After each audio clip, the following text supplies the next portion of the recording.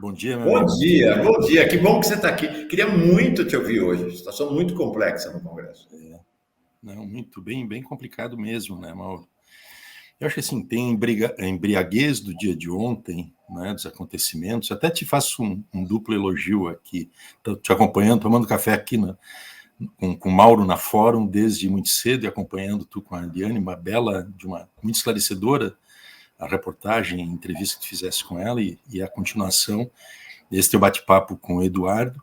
E, finalmente, esse anúncio que tu fazes a respeito do teu estudo sobre a realidade no mapeamento do Congresso Brasileiro, que ele é muito importante, que tu vais trazer amanhã, te acompanhar. Eu acho que isso são aportes fundamentais para a gente entender essa conjuntura extremamente complexa e desafiadora que nós temos pela frente, né?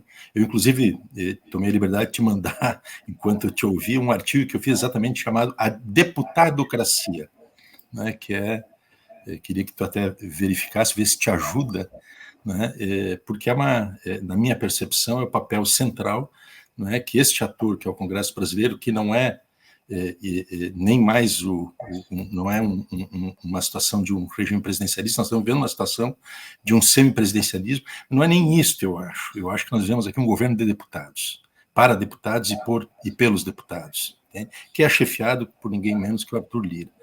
Mas eu acho que, mais além da embriaguez de ontem, Mauro, com os eventos que evidentemente colocam, né, o ex-presidente Bolsonaro, né, e a sua camarilha numa condição de defensiva, né, perante a justiça e a polícia federal, nós temos uma realidade do país que ela não desaparece, ela não se modifica, né, a partir do desgaste pessoal do Bolsonaro, né? Primeiro que é uma situação que nós temos que decididamente abrir os olhos e entender que ela faz parte desse cenário novo da luta política nacional, nunca antes, né, enfrentada na nossa realidade, ao longo dos últimos 50 anos, seguramente, né, que é a existência, né, de um polo de extrema-direita que galvaniza, né, uma alternativa ao país. Queiramos ou não, ele existe e ele tomou o lugar do que era antes o centro-direita e a direita tradicional. Esse polo ele tem uma expressão tanto social, né, quanto também institucional, está fortemente presente nos parlamentos. Segundo, né, que nós temos uma situação que esses resultados das votações que tu trazes aqui sobre o decreto legislativo para revogar a decisão do presidente Lula sobre a privatização do saneamento, que ele é profundamente revelador, né, do grau de dificuldade que o governo tem, o impasse, né, que o governo está enfrentando. E que é um impasse, eu diria, que não é um impasse circunstancial, é um impasse de destino. É o futuro do governo que está sendo disputado.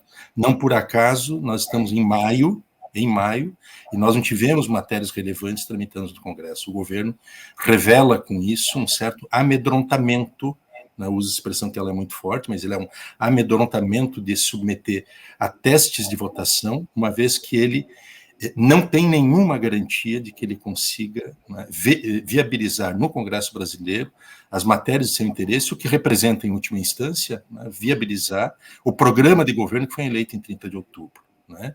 Aí o artigo que tu me mandaste para falar nessa segunda pessoa tão agradável aí da gauchada,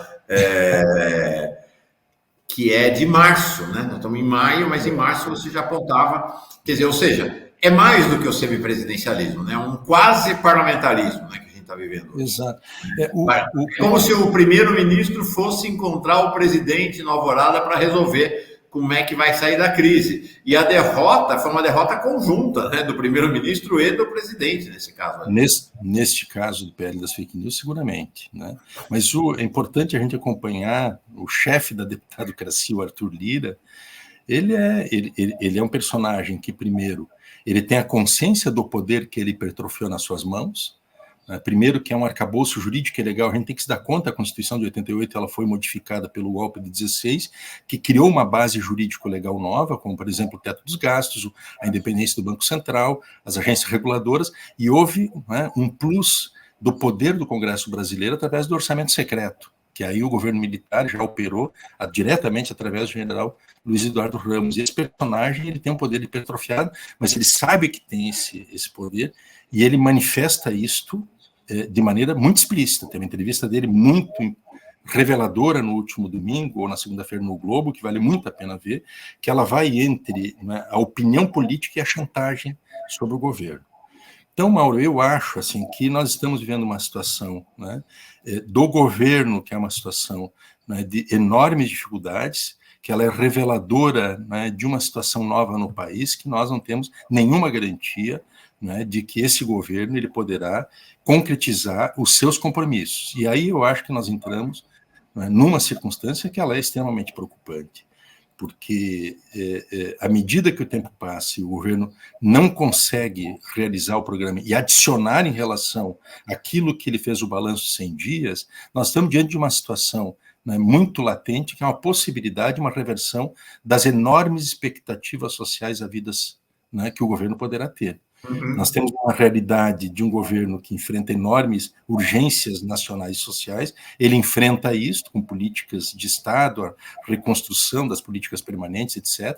Mas daqui para diante, Mauro, o governo ele está garroteado por uma série de injunções. Uma delas, que é uma autoarmadilha, do meu ponto de vista, que é o arcabouço fiscal, né, que há um consenso já sobre a inviabilidade do arcabouço fiscal do ponto de vista do programa. Não se trata, eu estou falando aqui de um reformismo moderado, eu não estou falando aqui, né, de uma modificação estrutural da realidade brasileira.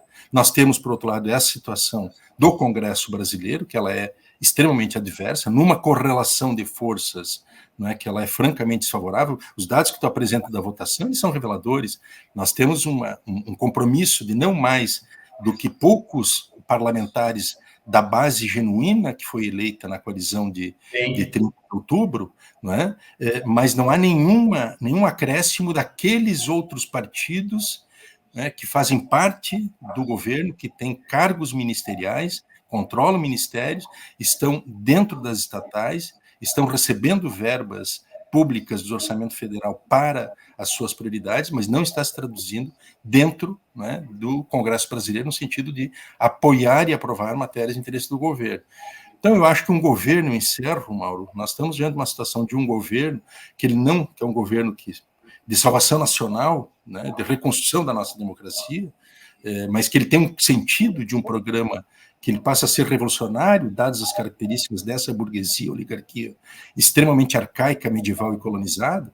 Qualquer modificação que tu faça de caráter distributivo, ele é subversivo, mas este governo, né, ele está flanqueado, ele está cercado, né, de múltiplas maneiras, o Congresso, o capital, as finanças, o Banco Central é a expressão disso, né, e os próprios militares. A gente não pode descartar esse ator, que ele está sempre à sombra, ele é um espectro que ronda, né, o futuro da democracia brasileira.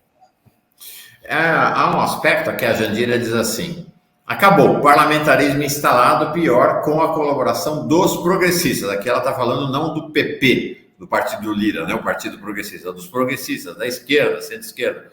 Essa é uma questão, Miola. Tem me chamado a atenção nas minhas idas ao Congresso, desde que cheguei aqui em Brasília, é porque quem vê de fora fica achando, não, é o centrão. Não é o centrão. É um sistema de governo no qual todo mundo está incluído. O que acontecia lá no governo Bolsonaro é que esse sistema de gestão, que é a verdadeira gestão do Estado brasileiro, através dessas emendas parlamentares, essa gestão era favorecida. Quem era favorecido para poder participar dessa gestão era só os deputados da base. O governo Lula democratizou, está dando acesso a todo mundo. Então, é todo o Congresso. Então, aí você vai lá no PT, todo deputado do PT quer aplicar suas emendas. E aí é um sistema, você tem uma cartilha do Ministério da Saúde dizendo: senhor parlamentar, a sua emenda pode ser aplicada aqui, aqui, aqui. Assim que faz, com uma orientação para os parlamentares. E a base do PT lá hoje não é um julgamento moral. Mas ela está nessa dinâmica. Todo mundo quer saber das suas emendas, até porque eles sabem, se não fizer as emendas, nos reelege. É muito difícil, exceto um ou outro lá, exceto, sei lá, um Boulos, talvez um Glaze, deputados de opinião, vamos chamar assim, que se elege por conta da sua opinião. O resto precisa das emendas. E todos querem também os cargos. Então tem uma guerra. E os deputados do PT arrancam os cabelos quando constatam nos estados que quem está ocupando vários cargos de terceiro escalão, quarto escalão, são bolsonaristas e não conseguem tirar os bolsonaristas. Então, assim, é um sistema de governo e esse sistema de governo não é suficiente para garantir maioria ao presidente da República. Ele garante a maioria do presidente da Câmara, do primeiro-ministro. Exatamente. Eu te recomendo, Mauro, se tu puderes ler esse artigo, inclusive para... Vou ler. Isso, para que eventualmente possa te ajudar, exatamente porque eu acho que nós temos uma convergência muito significativa pelas tuas afirmações, que é exatamente isso, há uma modificação impressionante, né, do poder que tem o parlamento brasileiro, especialmente a Câmara dos Deputados, num sistema de profissionalização de mandatos parlamentares, aí tem um exército, um poder de captura extraordinário. Imagina que o mandato parlamentar, né, ele tem um orçamento anual, considerando as emendas entre a remuneração parlamentar, 25 assessores, né, e as verbas de gabinete, etc., ele tem um orçamento, Mauro, que é superior, né, ao orçamento das pequenas e médias empresas brasileiras. Ele é um negócio. Né? E com o sistema de cálculo da distribuição do fundo partidário, eu sou favorável ao fundo partidário, né? Mas com a distribuição, com a base de cálculo do fundo partidário sendo o desempenho, né, dos partidos na Câmara dos Deputados, então o mandato parlamentar federal, ele exerce um poder que é vertical na política brasileira. Ele organiza um sistema, o mandato federal, ele organiza um sistema de representação popular que pega os deputados estaduais e as sucursais menores, que são os vereadores. Né? Então, e que ele irriga, não é, o sistema com essas verbas. Então, é um grande negócio, né? E que captura, inclusive, setores progressistas, né? Digamos, com a espinha pouco ereta, não é? E com uma certa flexibilidade, né, de princípios, e eu acho que não é o tema aqui que nós estamos conversando, mas é fundamental realizar mudanças nesse sistema eleitoral e político brasileiro, não é, que ele está nos levando a uma situação de ruína total da democracia e de uma subversão da representação popular, e, sobretudo, ele sequestra prerrogativas, não é, de um presidente eleito com 52% dos votos e não pode governar, porque ele é controlado e manietado por um sistema de chantagem e controle desta, né, classe que eu chamo, esse governo de deputados, para deputados e por deputados, que é a deputadocracia, né, e que tomou lugar do que era o antigo Centrão. O Marcos Nobre, né, da SEBRAP, ele tem um livro muito interessante que fala do PMDBismo, né, o imobilismo em movimento. E eu acho que este conceito, que é um conceito muito original e muito rico, muito apropriado, ele foi superado, né, por esta evolução do papel que o parlamento passou a ter, sobretudo com Eduardo Cunha, e que ele radicaliza essas condições atuais na gestão do Arthur Lira, que ganha um peso extraordinário nas negociações de chantagem que ele fez para impedir que o Bolsonaro fosse julgado por impeachment. Ele ganhou o tal do orçamento secreto dos militares. E isso é uma vitamina impressionante, né, Mauro? Você, no seu artigo, faz referência a essa fala do Lula exatamente sobre isso, em que ele dizia: Bolsonaro, durante a campanha eleitoral, Bolsonaro não manda nada, ele exatamente. É refém do Congresso. O Bolsonaro sequer cuida do orçamento, quem cuida é o Lira, é ele que libera a verba. Os ministros ligam para ele, não ligam para o presidente da República. O que eu posso constatar, Miola, é que se você tirar Bolsonaro da frase e colocar Lula, você vai estar retratando exatamente o que acontece hoje. Exatamente o que acontece hoje. E creio também que a gente deveria, talvez, ter um papel menos moral em relação ao Lira, porque eu quero dizer que a relação entre Lula e Lira é boa. É uma relação de presidente e primeiro-ministro. Não achem que o Lula tem uma relação de guerra e antagonismo com o Lira. É uma relação de composição entre os dois hoje. Não vamos nos iludir em relação a isso. Não vamos nos iludir a respeito disso. E é o que funciona. Se não for assim, não funciona o governo. E mesmo assim, essa dificuldade enorme, que é o que você falou, o governo está imobilizado por um governo de deputados para os deputados. Né? Um governo feito por deputados para os deputados. O próprio Lira, em alguns momentos, tem dificuldade de controlar esse monstro, entendeu? Ele tem dificuldade. Agora, a gestão do Lira não é também uma gestão tão tranquila assim. O Lira teve uma conquista sem precedentes na história, ele foi eleito praticamente por consenso como presidente da Câmara. Nunca antes na história desse país isso havia acontecido, o que todo mundo leu como um poder brutal do Lira, mas é um paradoxo também, né? Porque como ele é o cara do consenso, ele, de certa maneira, cria oportunidade para dissensos, né? Porque ele é o cara do consenso, ele não tem um bloco contra o outro, né? Então, foi criado lá o bloco que fragilizou o Lira, que foi aquele bloco do MDB com republicanos e que ele foi obrigado do União Brasil, não é isso? União Brasil. Né?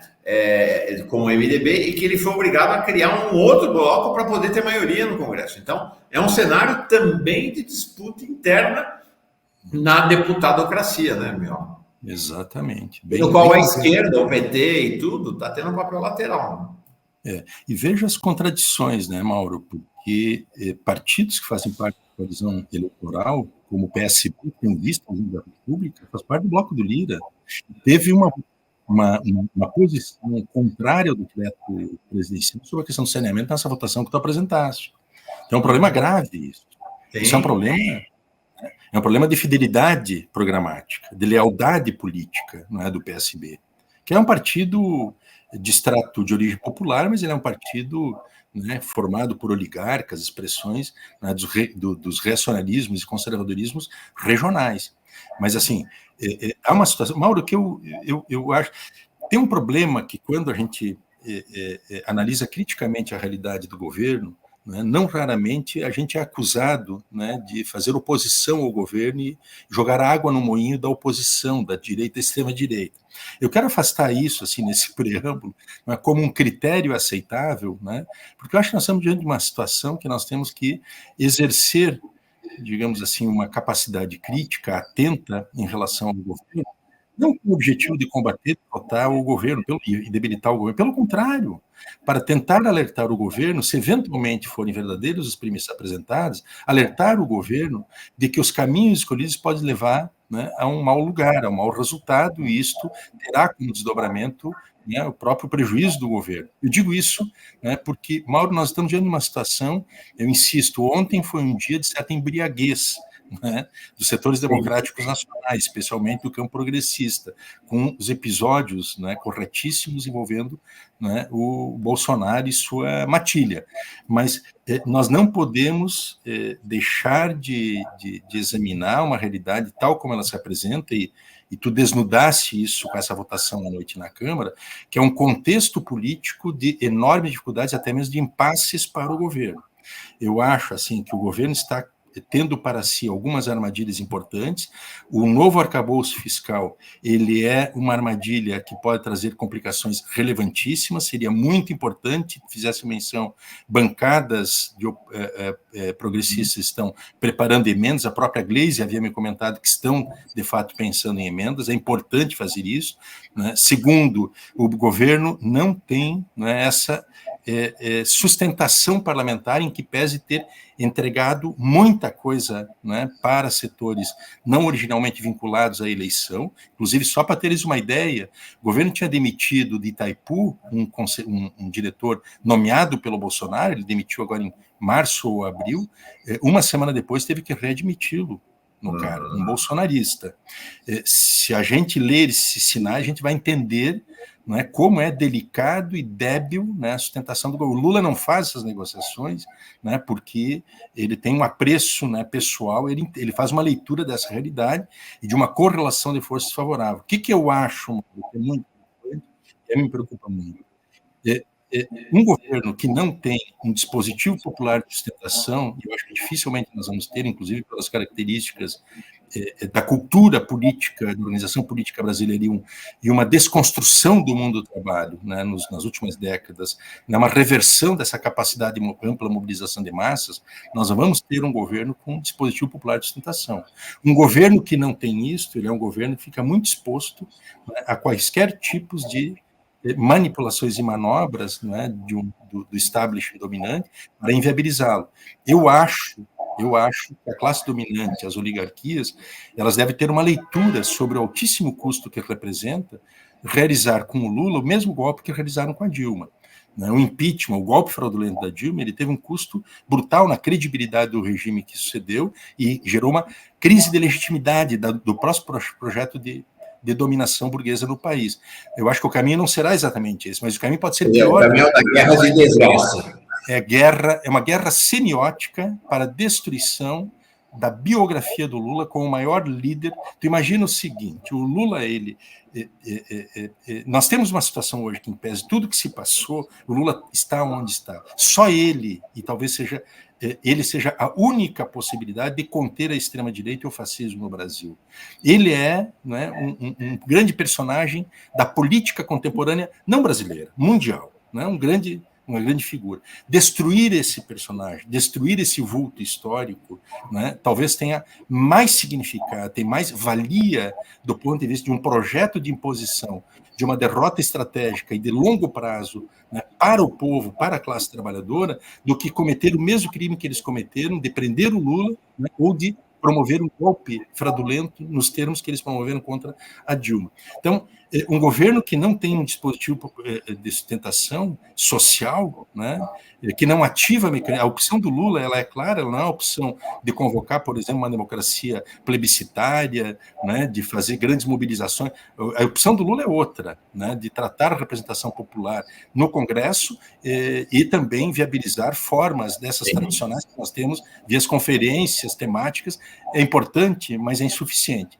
Então, eu acho que um governo que está sujeito a essas situações, né, que é um governo de natureza salvacionista, vamos chamar assim, da democracia, mas ele tem um caráter contra-hegemônico, ele é um governo que está muito fortemente pressionado por uma crise de destino, e aí é uma destruição do Lula. É isso que tu fala, essa guerra, né, de destruição da imagem do Lula, essa destruição semiótica do Lula, que eu acho que o governo tem que começar a atentar para isso, porque nós podemos nos arrastar por 4 anos, né, nesse rame-rame, e com o governo inviabilizado, tendo seu programa inviabilizado, impossibilitado, né, de concretizar os compromissos que foram enormes que ele anunciou durante a campanha eleitoral e que ele vai ficar refém de um sistema que é esse que está instituído, né, para que inviabilize sua capacidade de resposta às urgências do nosso país.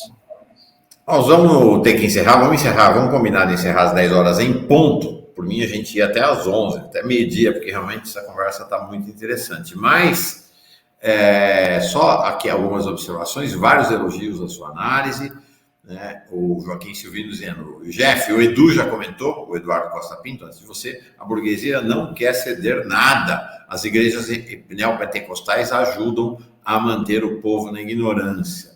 Até a partir disso, e a Soraya diz assim, o que amo nesse programa é essa realidade exposta, dura, mas sem venda nos olhos. Porque eu sempre digo, a gente não é animador de torcida aqui. E eu sei que animador de torcida ganha uma audiência maior e ganha muito like. A rede social funciona assim, gente. A rede social funciona desse jeito, por isso que fake news vende tanto. Mas não é essa a nossa pegada, não. É outro caminho. Miola, eu acho que tem uma questão importante, que é a deputadocracia, para usar a expressão da sua lavra, estava presente lá, ela começa a se instalar de maneira mais explícita ali na derrocada do governo Dilma, instala-se de vez no governo Temer e chega à sua exuberância no governo Bolsonaro, continua nessa exuberância agora. Mas acho que tem um aspecto, Miola, que é bem interessante, que é assim, por que é mais dramático agora? Por que é dramático agora? Porque a deputadocracia, pela composição conservadora do Congresso, tem enorme identidade política e ideológica com o Bolsonaro. Então, para o Bolsonaro, entregava-se gostosamente a deputadocracia, porque de um jeito ou de outro, ela estava implementando o programa de governo que era o dele. Exatamente. A grande questão agora é que essa mesma deputadocracia, ela tem à frente da presidência um presidente, um governo que tem um programa de governo em conflito com o programa do governo da deputadocracia, e isso gera, então, aquilo que não tinha de tensão, o Bolsonaro se entregou e maravilha, vamos junto aí, né? Deixa eu ir andar de jet ski. Agora não, né? Você tem uma tensão permanente, né? E não é, veja, Mauro, que não é o tema aqui da disputa das chamadas pautas, né, identitárias, não é só isso. Claro que ele tem um perfil, né, que é o obscurantista, né, uma grande predominância, né, da bancada evangélica, né, o pentecostal, ultra-reacionária. Isto é, evidentemente, que a pauta de valores ela tem, né, um grau de adesão, de coesão deste campo, né, conservador brasileiro, num contexto em que desaparece o PSDB, o que sobra do PSDB, por exemplo, é um rebotalho do fascismo hoje. Eles são, digamos assim, uma linha auxiliar. Né? Então, desapareceu a direita, desapareceu o centro-direita.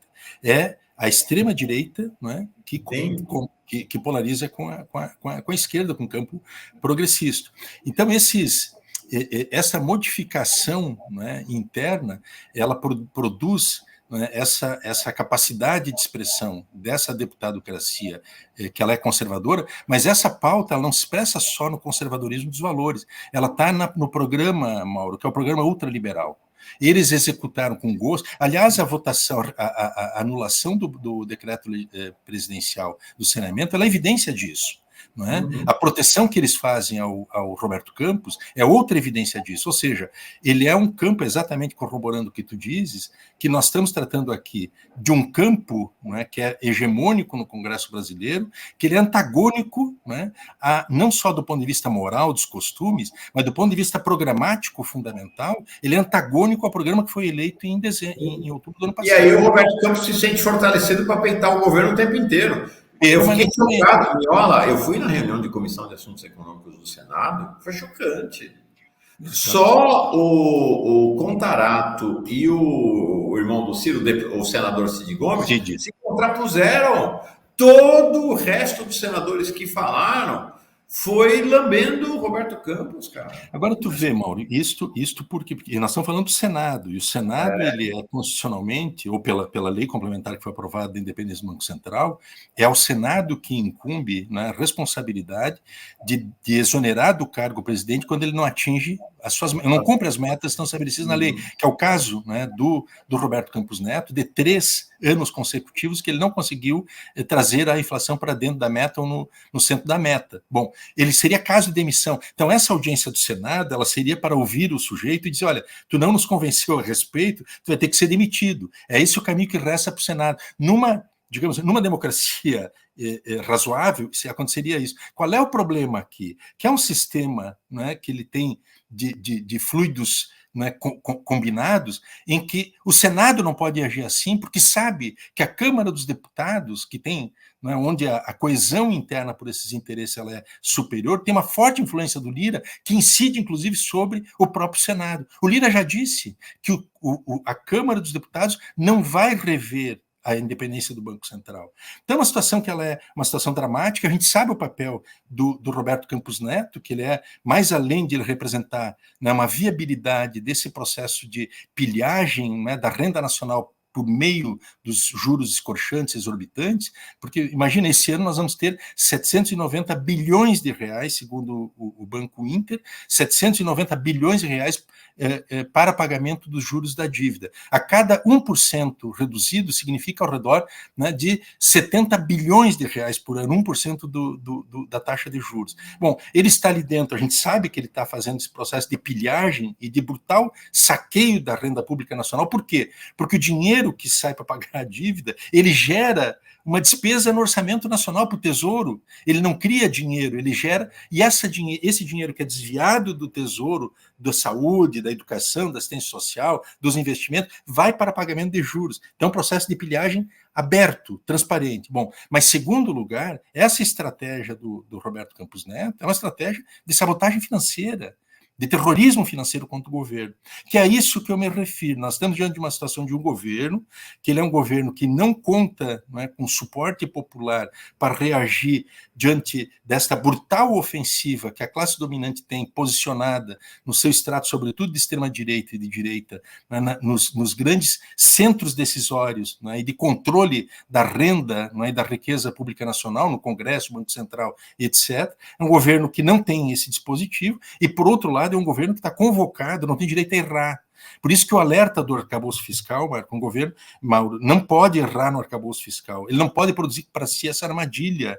Até liberais do INSPER dizem que os termos que o projeto do Haddad está apresentado, eles inviabilizam as próprias metas estabelecidas pelo Haddad, impedem o governo de realizar metade daquilo que ele realizou nos períodos iniciais dos governos anteriores do Lula, e obriga o governo a ter uma fonte de renda, ou seja, receitas tributárias, num padrão nunca havido na história do país. Isso é dito pelos economistas liberais, e o governo está se criando essas armadilhas.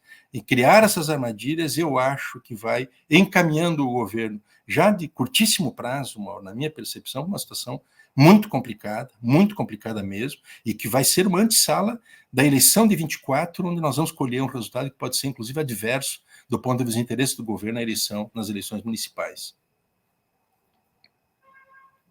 Está sem som, Mauro. Perdão. Para encerrar, Miola, você fez, vou repetir o que eu falei, no mesmo tom, vou tentar repetir. Para encerrar, Miola, você fez no começo da sua análise uma referência ao dia de ontem como um dia de embriaguez, por conta desse caso do cartão das vacinas, né? Da falsificação do cartão de vacina. Foi um grande dia, como se diz, a gente passou o dia embriagado. Pois bem, aí fiquei pensando de manhã, bom, esse é o imprevisto da política que pode levar a uma mudança do cenário. E, de fato, acompanhei as sessões das comissões na Câmara de manhã e os bolsonaristas tinham sumido. Acompanhei o Twitter de manhã e os bolsonaristas tinham sumido. E falei, opa, surgiu uma oportunidade. Aí fui no Congresso, aí teve esse processo da votação do saneamento. Miola, estava igual. E eu falei, meu Deus do céu, então não vai mudar nada. Ou seja, né, teve até deputado, olha só, depois disso tudo, desse escândalo, teve deputado na sessão de ontem fazendo saudação ao capitão Bolsonaro. Eu me lembrei ontem de um episódio do Capitólio, que para mim é muito marcante. Porque o Capitólio, o que aconteceu? O episódio do Capitólio acontece, da invasão do Capitólio, durante a votação no Congresso dos Estados Unidos. A eleição dos Estados Unidos funciona assim, gente. Você vota nos seus... É uma eleição indireta para presidente da República. Você vota num colégio eleitoral, naqueles seus representantes que vão se reunir em Washington para eleger o presidente. Então, você vota nos seus representantes com orientação de que, olha, você vai votar no Biden, você vai votar no... Então, é assim que funciona. Tem mudanças, tem estado nos Estados Unidos que a maioria leva tudo, tem estados que é proporcional, um sistema bem complexo. Mas, enfim, vota-se num colégio eleitoral nos estados, que vai se reunir em Washington. Pois bem, existe um momento chave, que é um momento em que esta eleição do colégio eleitoral em cada estado precisa ser validada no Congresso Nacional. Então, ela é votada numa sessão conjunta da Câmara e Senado nos Estados Unidos para validar, tá aqui, o colégio eleitoral da Flórida foi eleito de maneira legal, não teve nenhum problema, tá ok. O colégio eleitoral da Flórida, os votos dele valem no colégio eleitoral, os eleitores escolhidos na Flórida podem compor o colégio eleitoral, e assim estado a estado. A estratégia dos trumpistas, naquele dia, foi a de impugnar os colégios eleitorais, ou alguns colégios eleitorais, que davam maioria para o Biden para tentar derrotá-lo no tapetão. Era isso que estava rolando, com manifestações extremamente agressivas dos trumpistas, antes da invasão. Aí teve a invasão.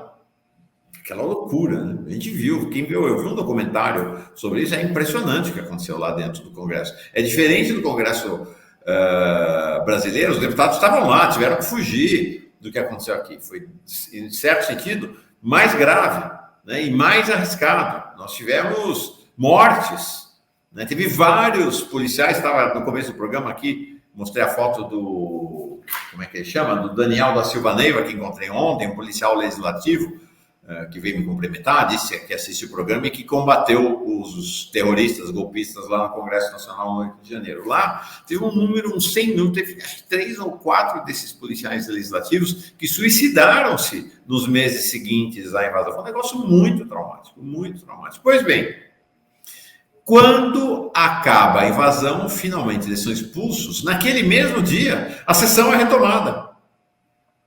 E eu pensando, bom, a sessão vai ser retomada, depois desse trauma todo, Miola, vai ter um processo de união. Vai ter, não dá, a democracia teve sob ameaça, vamos lá, vamos aprovar, vamos eleger logo, vamos defender a democracia dos Estados Unidos. Para minha surpresa, sabe o que aconteceu, Miola?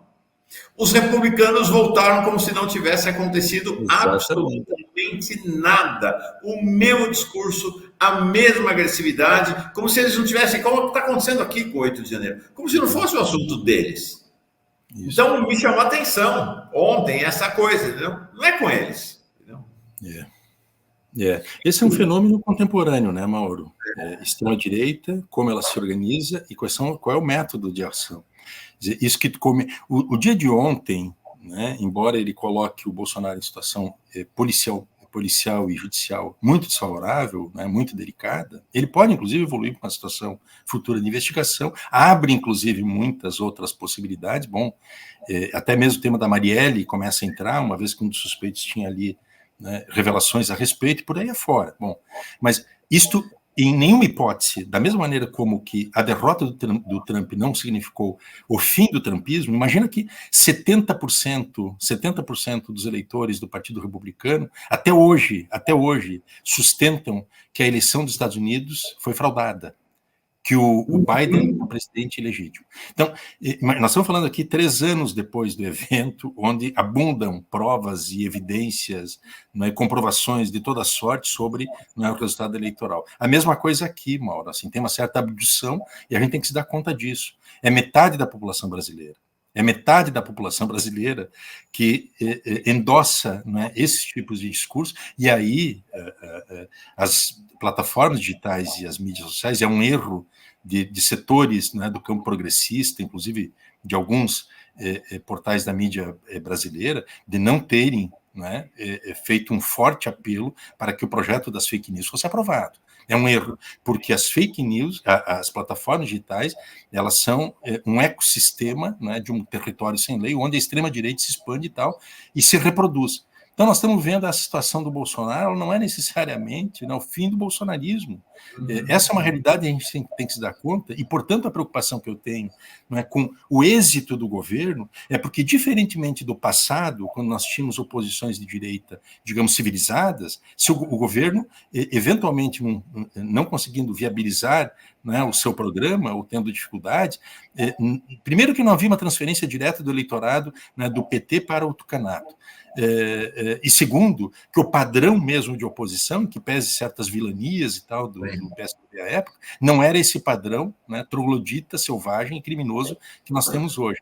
E, por outro lado, quando há uma perda de popularidade do governo Lula, há uma transferência quase automática para o outro lado.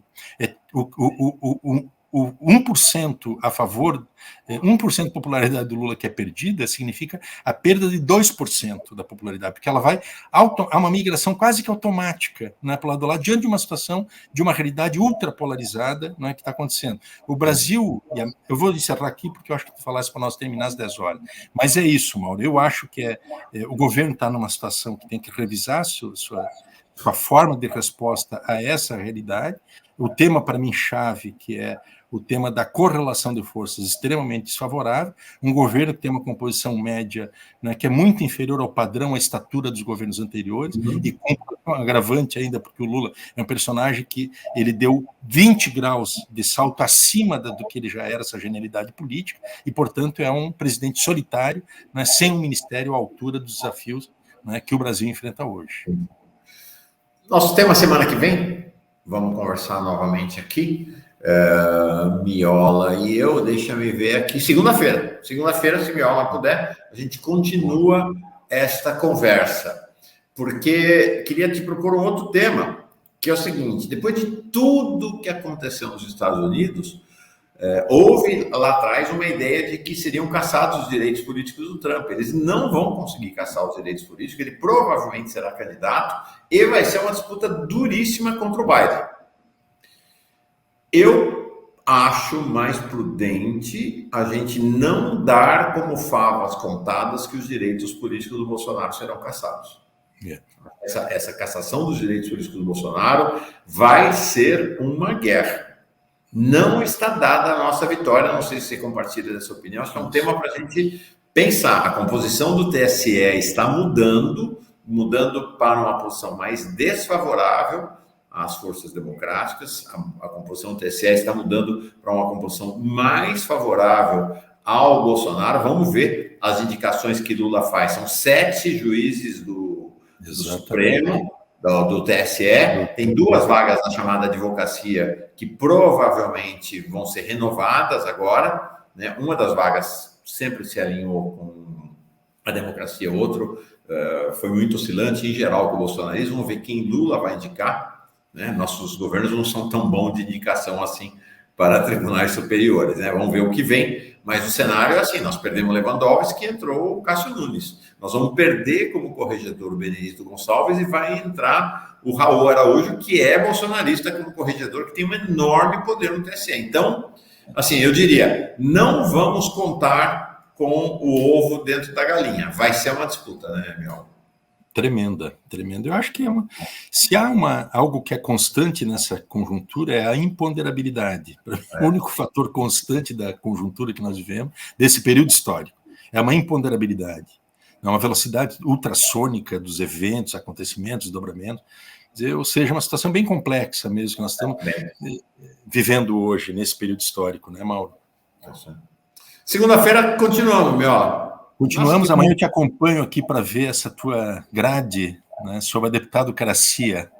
Vamos embora. Amanhã tem Helenira Vilela aqui, vem conversar com a gente. Amanhã vem o Davi Decache para a gente continuar a conversa sobre economia. Vem a advogada, a jurista Maíra Recchia, especializada em direito político e eleitoral. Esse vai ser um tema com ela. Vamos ver, né, essa questão. Será que vai ser fácil assim caçar os direitos políticos? E vou chamar o Edgar Pitino para falar do ambiente das redes, como é que está o ambiente nas redes aí depois da votação da PL das fake news e depois do escândalo dos cartões de vacinas. Miola, super obrigado para ti, boa sexta-feira, bom fim de semana aí em Porto Alegre. Aqui em Brasília, 23 graus, está sol, vai esquentar. Aí em Porto Alegre está quente também?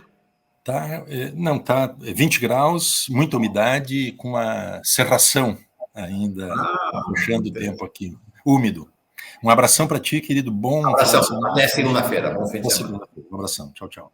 Oi, gente, vocês sabiam que a Fórum foi a primeira a noticiar que teve gente do Exército dentro do Palácio do Planalto ajudando os vândalos do 8 de janeiro a fugir?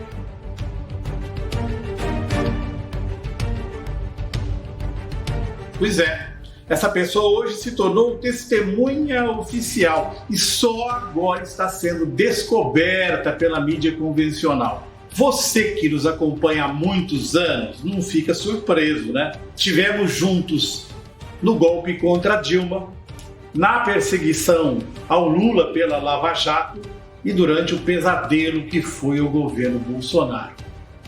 Então você sabe melhor do que ninguém, fomos alvos de ações na justiça muito custosas. Por isso, a Fórum Filmes pede a sua contribuição para fazer um documentário sobre o dia histórico do 8 de janeiro, com informações e entrevistas exclusivas. Da mesma maneira que já antecipamos essa testemunha-chave para todo o processo. O Renato Rovai, futuro cidadão honorário de Sinop, Adri De Lorenzo e toda a turma da Fórum, inclusive eu, contamos mais uma vez com a sua ajuda para poder apresentar esse trabalho. Quem não puder, mesmo que um pensamento positivo já nos ajuda. Muito obrigado.